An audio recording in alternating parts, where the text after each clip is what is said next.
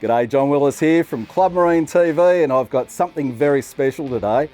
Might look like just another plate aluminium hardtop boat, but it's not. This one is the locally designed and locally built Ozsea 615 hardtop, but the real innovation with this one is this entire cabin folds back into the boat, no wind drag when you're towing, and you can put it under your carport. Come on, I'll show you through it.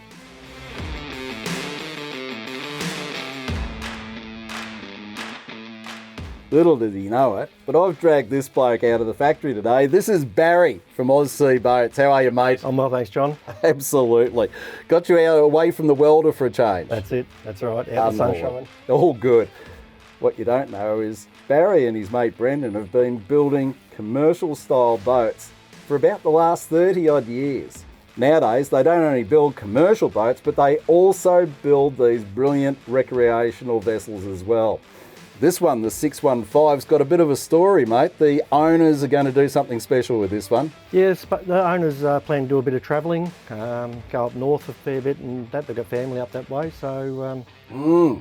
And they're going to spend a lot of time up on the reef and do a lot of extensive touring, I believe. Absolutely, yes. So a little bit different than normal. We've gone to twin outboards. We've got twin 75 horsepower Yamahas. Yes, that's right. Just give it that extra sort of safety feel, that extra reliability of having twin outboards. That's what the customer wanted, so we're more than happy to oblige. And a lot of fuel? A lot of fuel. It's about 400 litres in here in 2 tanks. Big range. Yeah.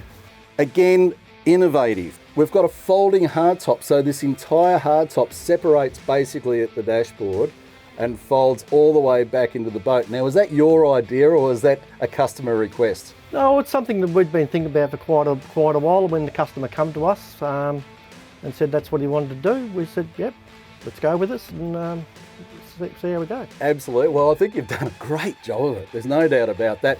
Always worried me when you've got a separation like that, how well it seals, but no problems? No problem whatsoever. Excellent. Well, transom layouts have evolved to the point where I just don't think they're ever going to get any better, perhaps in an aluminium boat. It's got everything you could possibly want as a diver, a fisherman, or just for a pleasure boat. Look at the layout here. We've got plenty of freeboard, good grab rails, great rod holders, cup holders, a terrific bait station with extra rod holders, with live bait tank already plumbed into it. All your batteries are in behind the fold down seat as well, and a fin friendly boarding ladder out the back. You got plenty of room, plenty of elbow room for us big blokes. It's done it all. Storage is ultimately important in any boat, and this one's got plenty. Out in the deck here, we've got full-length side pockets, so you've got plenty of room for all your gear, including your gaffs and all the rest of the long stuff as well. You've got some storage in here, which is a great little bait compartment, and don't forget, underfloor kill tank as well. The one thing to really note about this is a lot of boats nowadays are built with deep V's, but you're relying on bilge pumps to get the water out. This one's a little bit different. This one's got the commercial quality scuppers. So if you take a wave over the top, it all just flushes straight out on this fully sealed deck and flushes straight out the back of the boat. Ultimately safe, ultimately buoyant all the way through. And when it comes to clean down, doesn't matter whether it's your bait table or yourself, you've got both freshwater and saltwater pressurised washdowns. Storage is important, but so is a little bit of accommodation. I like sleeping out overnight occasionally, particularly drive to a spot one night, fish early the next morning. It's nice just to have somewhere to put your head down for a while. So there is room in there. It's a little bit tight, I must say, but it is a V-berth.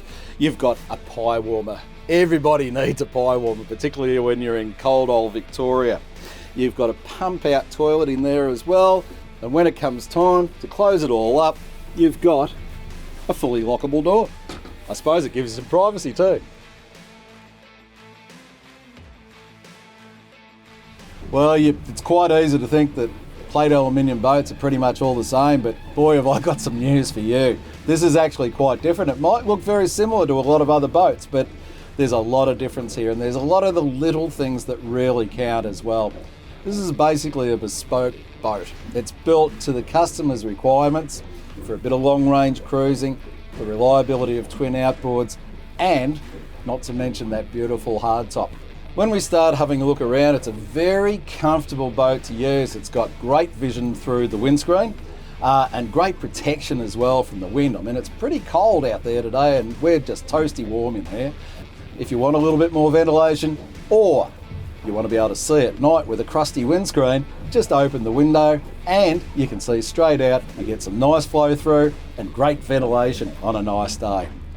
Look at this dashboard. Who could want for more? There's plenty of room. It's in your face. All the operator controls fall straight to hand. They're exactly where you want them, and the control is easy. You've got twin Garmin multi-function units here, and they're telling you absolutely everything you need to know in, on, and under the water. As far as the throttles are concerned, they work really well. There's no problems with them. However, it doesn't have a synchronising function with these 75s the way it's fitted up, so you've got to adjust the trim independently. You'll get used to it, but it's easier with a sync. Here we go. This is actually the worst of it. This is low speed coming through a run-out tide on a river mouth. So we've got they're not big waves, but they're standing up steep, so we're dropping into each of them. Luckily a 6 metre hull. You're spreading yourself out in this little stuff at fair whack. It's not a lot of bang, we haven't hurt ourselves yet. I know we're not going fast, but it's the speed you got to do when you're confronted with this sort of stuff. We'll get going in a minute. Well, I'm certainly not going to open it right up. The boys tell me that they've got up around 70 kilometres an hour out of it, and that's probably all you're going to need in a boat of this sort of nature. It's a good travelling speed. We've just gone over another weight too, so we've copped a little bit.